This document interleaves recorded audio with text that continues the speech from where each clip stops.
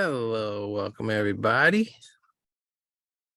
We'll give people just a minute to arrive.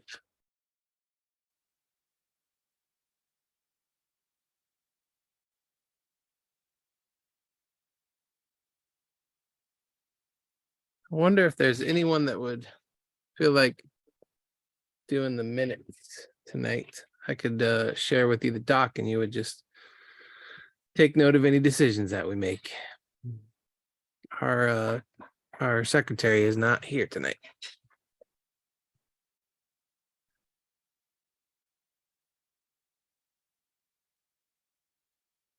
I'm going to go ahead and pull that up. Give me just a moment.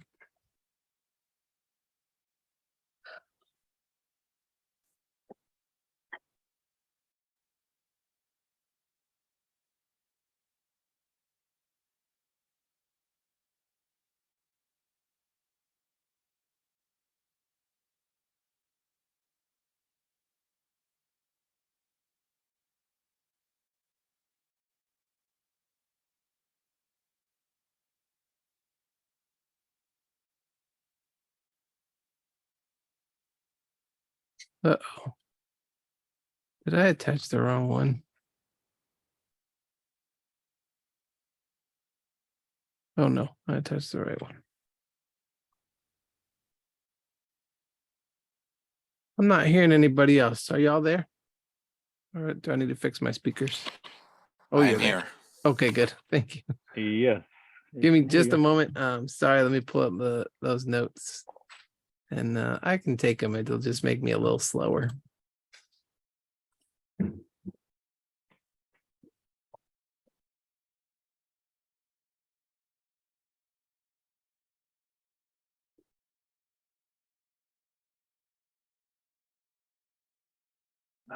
Make a copy.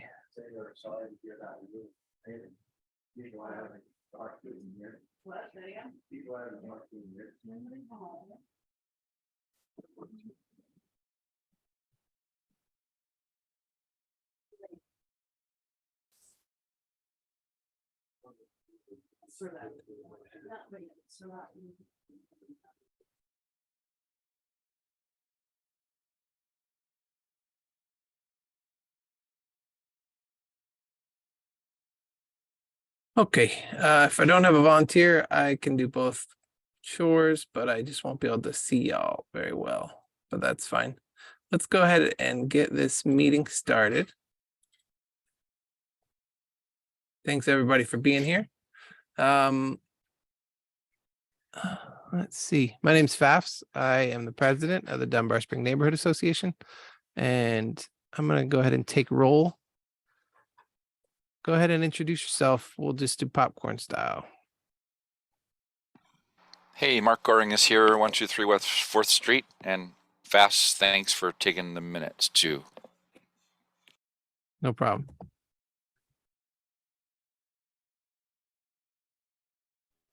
I'm Karen Green, 1023 North Perry Avenue.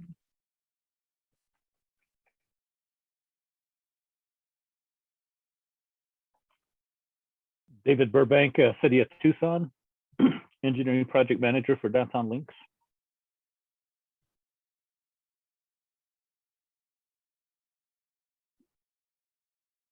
Christopher, 10042 North Perry. Hi, everyone. Nicholas McCullough, Pima County District 5.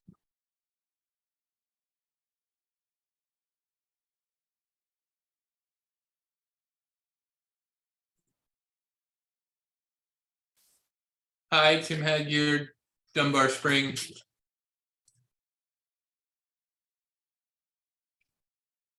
Sorry, my video is dark. This is Michael Collins at 128 West 4th Street.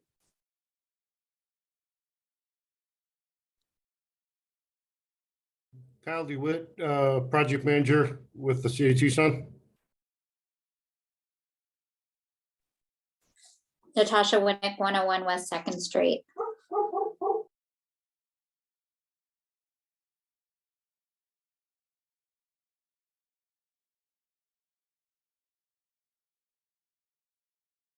I see Lisa is here also. Is there anybody else that didn't check in? Hello, welcome, Lisa. And Flora is Richard. here. Welcome. Oh, go ahead. I'm here to listen to the links part. Welcome, Richard. All right. I think that's most of us. Thanks everybody for being here. Let's see. No Abra tonight, so we're gonna skip over the treasurer's report. Oh, before we do that, there's a link to the February minutes that I sent out on the list. Does anybody have any changes that you would like to see to the February minutes? Were there any errors that you needed correcting? Okay, hearing none, those minutes are approved.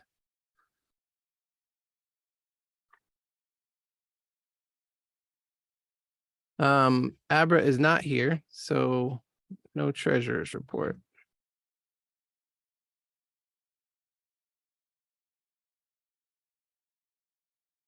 Excellent. Laura says, hey y'all, my internet is really spotty and slow, so I'll keep my camera off. In fact, I'm gonna welcome all of us to keep our cameras off. It'll just be easier on us and we can just listen to each other. So that's what I'm gonna do. And you're welcome to use your video if you want, but make it easy on the internet. You know what I'm saying? Let's go ahead. On our agenda tonight, we have a few items. I'm going to run through them real quick before we get started. We have 3 discussions scheduled. The first is downtown leaks, and I want to thank David Burbank and Kyle DeWitt from the city of Tucson for coming to give us a little update about that. If you could keep that update to between 5 and 10 minutes, that'll give us enough time to have a little discussion afterwards. The next thing on our agenda is to talk about new housing plan for 11th Avenue. We had a meeting on Saturday to talk about that. And if anybody was at that, you could report back a little bit and I can share a little bit from the city from Sarah Magnuson about how that went. And then our third item is talking about requesting a safety upgrade at 1st Street and 10th Avenue intersection. And there's a possible vote on that.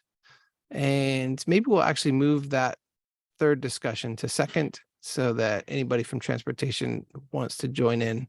That would be fantastic.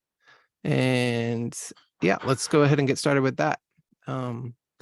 David or Kyle, do you want to present or talk to give us a little update on downtown links? Thanks for being here.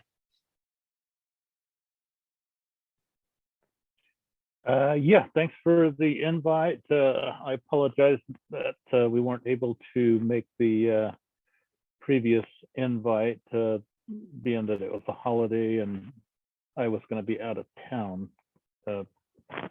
Couldn't commit to that.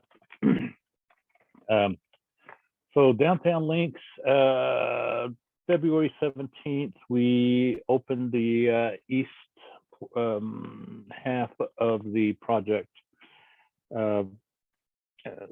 being that it was substantially completed, and that would be from Stone to the east. So that allowed us to open Barraza Parkway from Broadway all the way up to 6th Street. We have one of the art pieces there, the wet wheel. That's part of that. At the tie-in, the intersection of 6th Street and Barraza Parkway, on the north side of the street will be the new home of the Barraza art piece.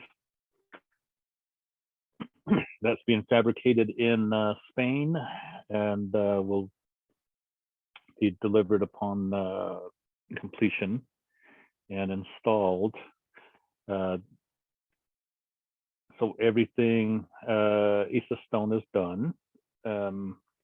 We are in the process of working with the contractor to continue the multi-use path that right now terminates at 7th Street on the west side of Barraza Parkway.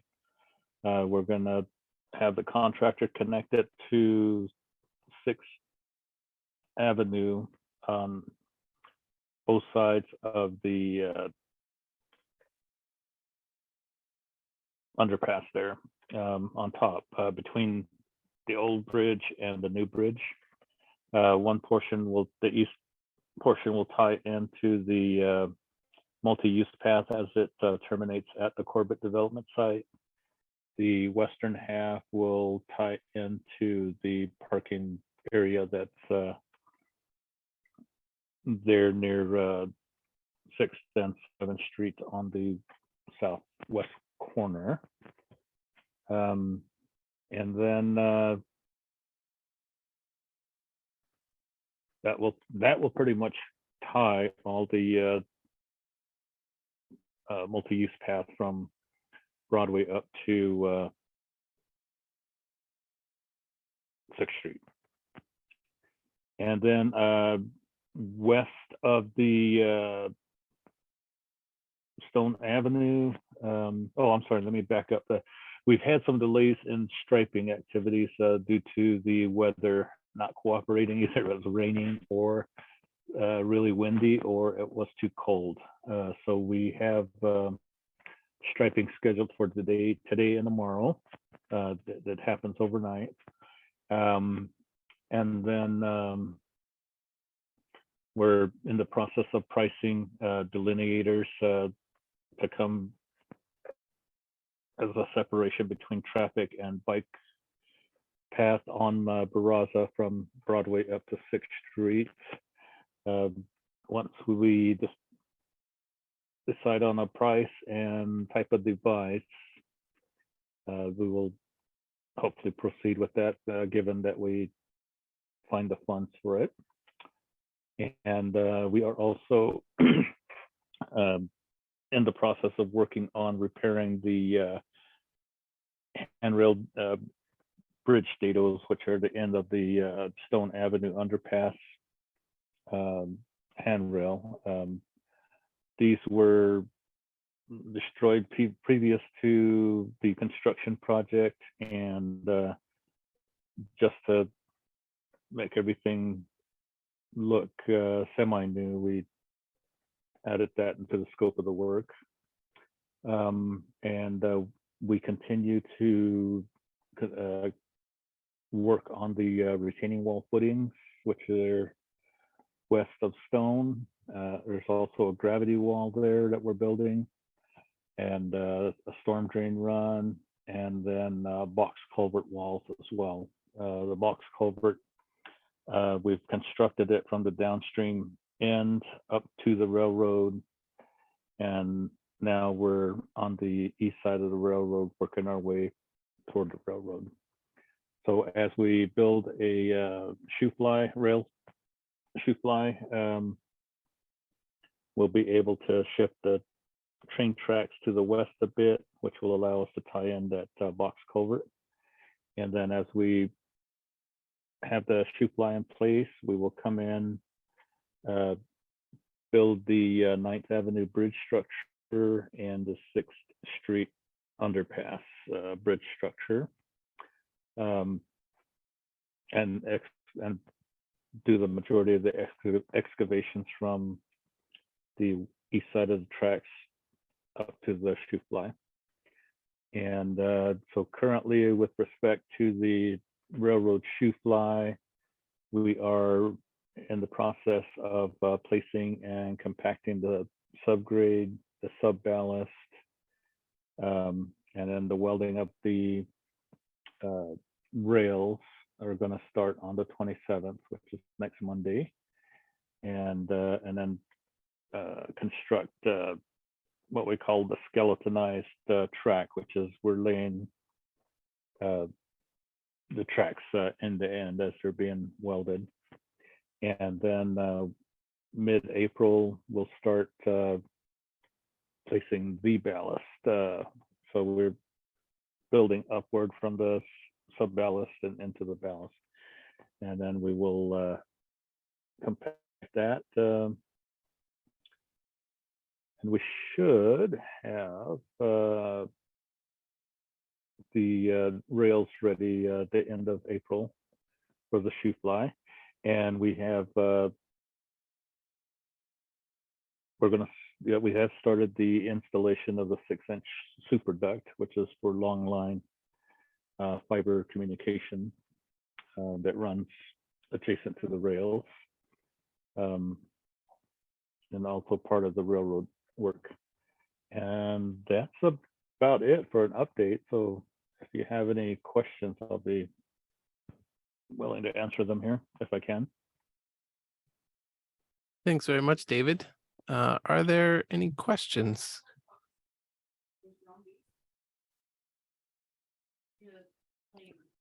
Karen, go right ahead. Of course, I've got 5 questions, so I'm not gonna ask all of them. But I'm gonna keep my hand up because I'm gonna have more. So I'll just start with the first question just because I can't picture things. When you were describing the multi-use path and 6th Avenue and 7th Street, if I was coming off of Lynx on my bike and I went to EXO and then I wanted to continue on Lynx, is that funky little, bike thing that used to go over the old bridge? Like, is that what you're talking about? Or do I have to cross at the stop sign there? I wasn't quite picturing what it was you were talking about there. It is at sidewalk level where EXO, if you were just from EXO, if you were to go due south, you will be able to continue under the new bridge and connect to the multi-use path. Oh, there you go. Somebody's pulling it up here. Thank you, whoever that is. So we're connecting where that railroad pedestrian crossing is, the yellow portion, and the red portion is the portion that I'm talking about. So the west half would be that first tie into that yellow. Now, we didn't construct this yellow piece where that triangular parking area is. It's all parking. So I will have to go back and figure how to add that. And then you'll see the bullards that are on the right side of those yellow lines there. Those are the bullards that you see out there on 7th Street today. So it's just a matter, I think, of delineating the multi-use path up against the retaining walls in that parking lot area. And then the east side, you just continue on to the east and then loop it around, and then you'll tie into what we finished as far as the multi-use path at Corbett. And we're not going to encourage continuing on to 6th Avenue right there, or trying to cross that weaving traffic that's going to come up northbound from 6th Avenue and dive into the Corbett building. It was extremely unsafe. So you'll be able to stop at the end of the multi-use path, and there's a pedestrian crossing into the Corbett site. And then you'll be able to use their sidewalks up to the corner of 6th and 7th. David, I'm going to suggest maybe if you want to share on your screen, we might be able to see your mouse, and it might help make it easier for us to understand what you're talking about. If you have that photo like that. I don't have that capability that you had on the screen. Yeah, I don't have it handy right now. All right, no problem. Well, I'm happy to share. But you get the gist of what we're adding there. Okay. Actually, I don't, but I'm not going to dive into that. But if that can get emailed to us, then I can actually spend some time and try and figure it out. But I'm not going to ask you to go into it more because my brain just doesn't work that way. Thanks. Okay. We'll go on, and I'll just say before we go farther that we encourage people to ask one question and make sure that everybody else has talked before you have a chance to ask a second. And once everybody has spoken twice, then we'll move on to the next topic. Michael, go ahead. Hi, thank you, David, for being here. I know you've been on the receiving end of several of my emails, so I appreciate you being here. And I appreciate the path that you're adding back in, because I think that is going to make it much nicer for our neighborhood when it's completed. The question that I guess the first question that I'd like to ask, and then I'll stop for a while, and I've been asking in the email, is cut through traffic, which I think is a big concern for many in our neighborhood. As I've expressed in my emails, I ride with my kids ride their bikes by themselves, and the amount of traffic that's coming through our neighborhood at this particular moment is exponentially increased. And I know that you've done some things with some signs, but it's not solving it, and it doesn't seem to be helping it. And so I'm wondering what we can do as a next step to really encourage people to stop using 5th, 4th, and University as the way to get around the construction, and instead do what you want them to do, which is to either make the left and go into downtown, or make the right and go to Speedway. So I'm curious, what is the plan for that? Well, I think it was you that alerted us to the Google map route that routes you on 5th. Our PIO office is working on changing that. That's one. 5th Street is now closed at the railroad. So people, some of the traffic that you're seeing on 5th Street itself is employees of the USA building there that use 5th to get to their work site. It's a nice route for them. Now with the closure in place, that takes them out of the picture. My other issue here that I have to balance is the whistle stop. Nancy Bender is the owner of the whistle stop, and she is suffering from the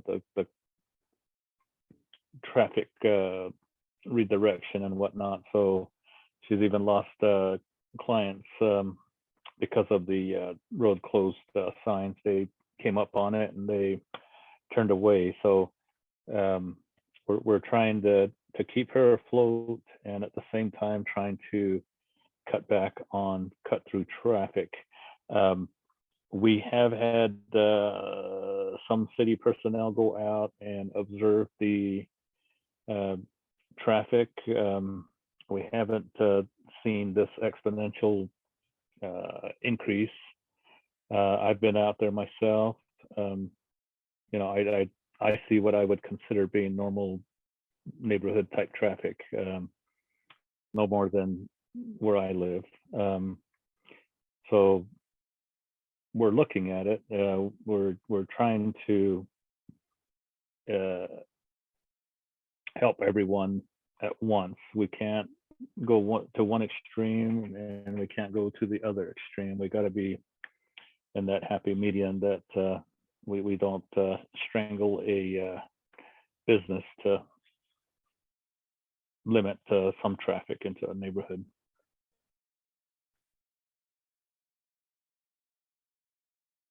Thanks, David. Natasha.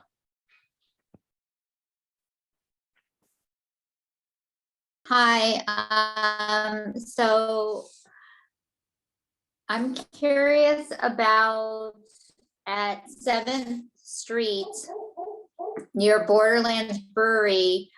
It looks like there's a way that you can access downtown links with bikes and peds, but is that just a random thing right now, or will that always be open? We're in the current configuration with that fence. We keep closing the fence, and the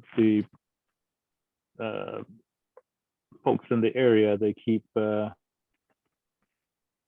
opening the gates on us, not the gates, but the fence itself. And they've been cutting all the brand new fence that we're putting in, and but we can't build the safe at grade pedestrian crossing on the railroad there, which is that yellow and black thing that you see sitting over the railroad tracks where the mouse is circling. That will be constructed toward the end of the project. We can't build that until we put the rails back on its normal or current alignment right now. So we're going to move those rails to the west, finish constructing what we can, and then move the rails back. So once we do that, then we can go and construct that 7th Street crossing there by Borderlands Brewery. But that fence is not meant to be open. Okay, thanks, David. Mhm. Let me pull up my screen again and see where everybody is. Oh, I lost you.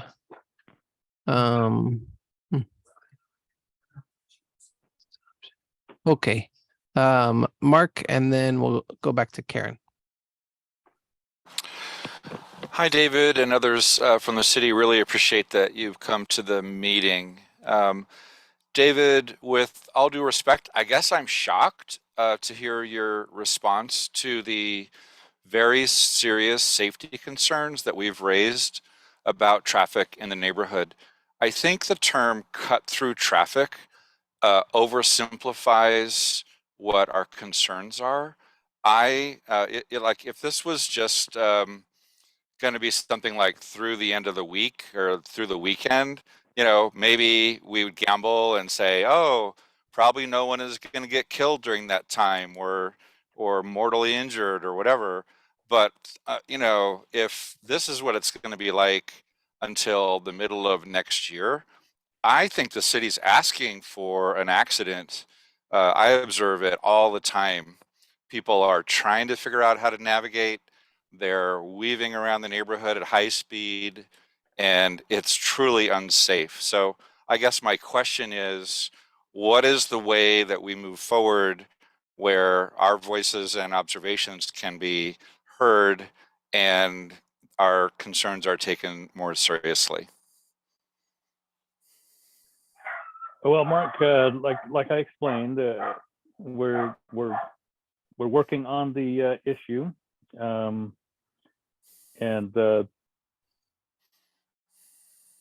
I don't have any better an answer than that for you.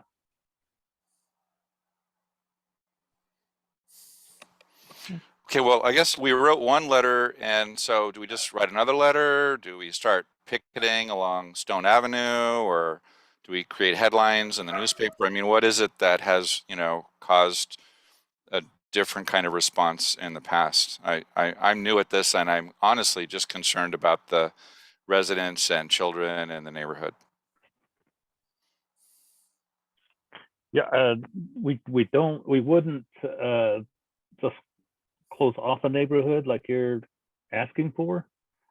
When we were working down on Grant Road between 10th Avenue and Santa Rita Avenue, the neighborhood association there kept requesting us to block both ends of the access to the neighborhood and just allow them to be able to access the neighborhood, and we just can't do that.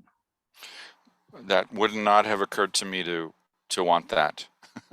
So that wasn't I wasn't proposing a solution. I'm just want to be on record personally that I think there's a high risk of safety here, and I don't see it really being taken seriously. Okay, thanks, Mark. Okay. We're gonna go back to Karen, and then back to Michael, and then back to Natasha, it looks like, and then I'd like to jump in too, so I'll put myself after that. Go ahead.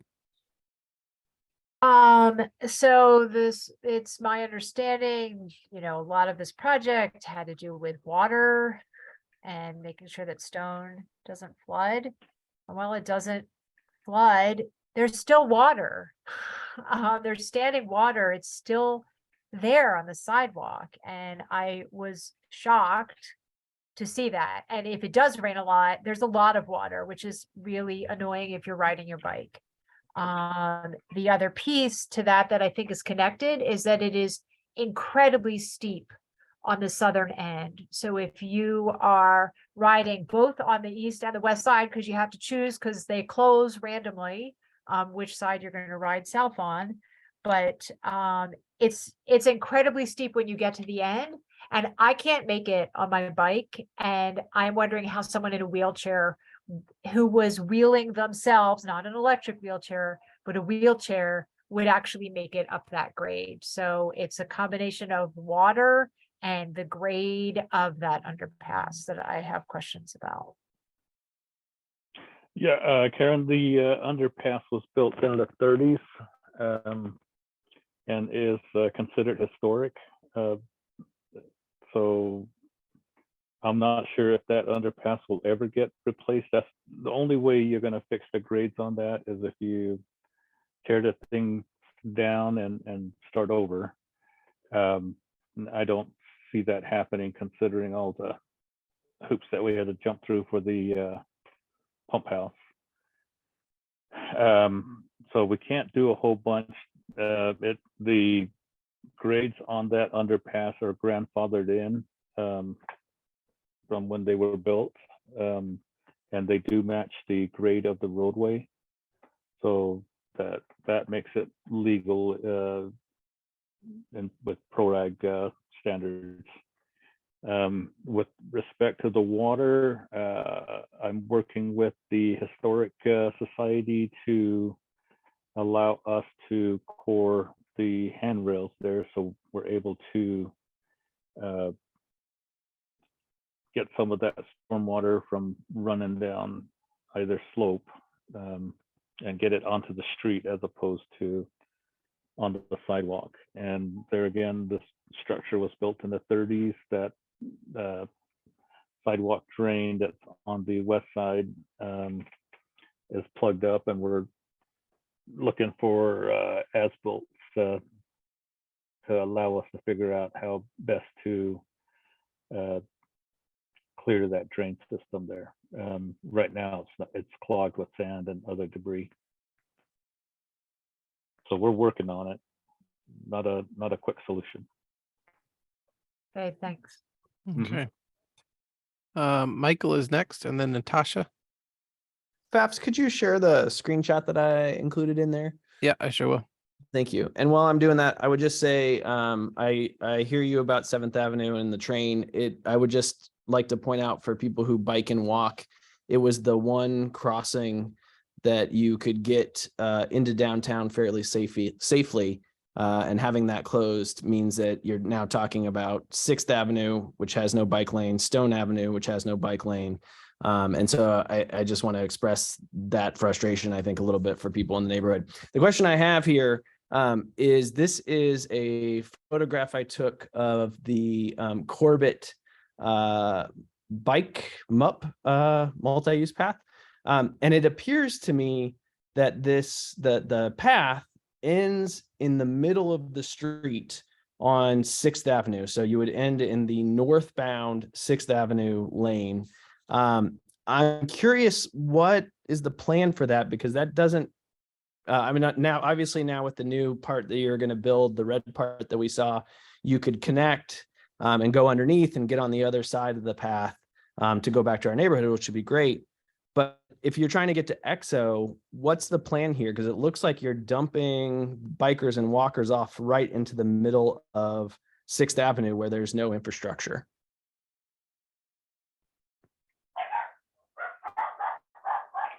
Yeah, that's we are going to terminate the multi-use path right where the red circle is. If you're a walker and you wish to take the risk, you can walk across to the west toward the corner of the white building there, the white roof. There's a pedestrian crossing further left down. Yeah, right where the circle is. There's a crossing where that, from there toward the building, there's a pedestrian crossing that's built right now. So we're going to terminate the multi-use path there and allow you to connect to the new portion that we're going to build. So that will take you out to the Barraza Parkway. Pedestrians can cross onto the Corbett development site, use their sidewalk to access the corner of 6th Avenue and 7th Street, and go on to Exo or Miller's or Tap and Bottle. So if you're a bike, you just dismount and you walk across the street, or you have to merge into the traffic coming up. No. I said that dead ends, and there's going to be a curb to prevent you from continuing on. So the only way to head north is to get off your bike and walk. No. You would ride back in this new portion that we're going to build, and you can go back under the new bridge, go north, and then catch that western new pathway that's going to spill you out into that parking lot that's there, the black piece above the red circle. And then you can catch the sidewalk there and ride on the Exo or Tap and Bottle, Miller Surplus. Okay, so you're going all the way around, crossing at the Hawk signal and coming back into Exo from. No. You're gonna go back underneath. Oh, I see the what new you're bridge, saying. hook Okay. around, and then come back. I mean, if you're on a bicycle, it's not gonna kill you to ride another 100. I got you. I got you. So this is probably, everybody's very confused. It took me a minute. Yeah, exactly you're what going to saying. continue to be confused until we construct it. Yeah. And give us some time. I mean, we're trying. And to answer one of the other comments, I do ride a bicycle occasionally. I'm not a commuter. I am very proud of what we're building. All right, that makes more sense. I appreciate it. Thank you. All right. I believe Natasha is next, and then I also have a question. So on my